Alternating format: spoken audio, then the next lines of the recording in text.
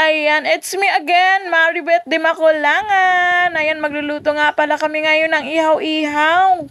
Mahal nga po ito pag binili mo pa sa labas. Talagang natatakam ka sa amoy nito pag naaamoy mo, pag may nag-ihaw-ihaw nga sa tabi ng kalsada o sa mga night market. Totoo, masarap nga po ito. Napakasarap nga din po ng presyo. Kainamang presyo, napakataas. Buti nga at may liyem pa kami sa rep. Ayat naisipan nga namin aring lutuin din sa aming guild ng aming bahay.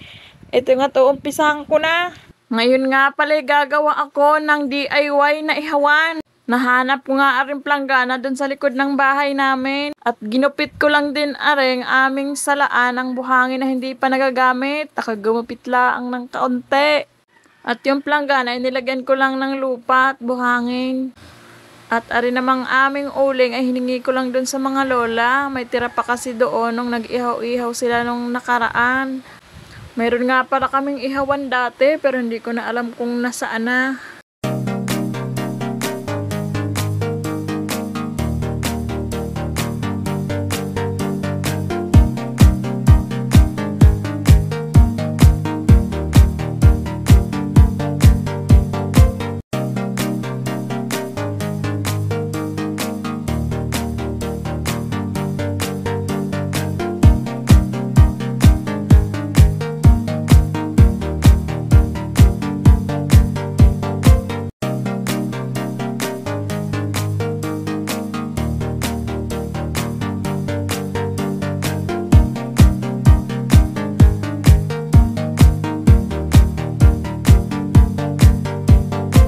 At ito na nga at makailang oras ay pwede nang ilagay ang ating liempo.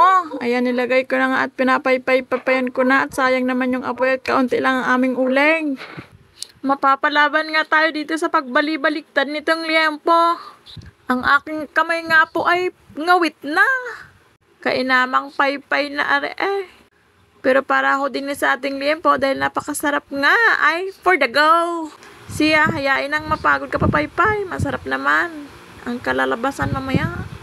Pagkaluto nga niyan mamaya ang bunganga na naman namin ang mapapagod ka kuya. Ay, for the go. Ay, ambot kapoy ka paypay diri haw.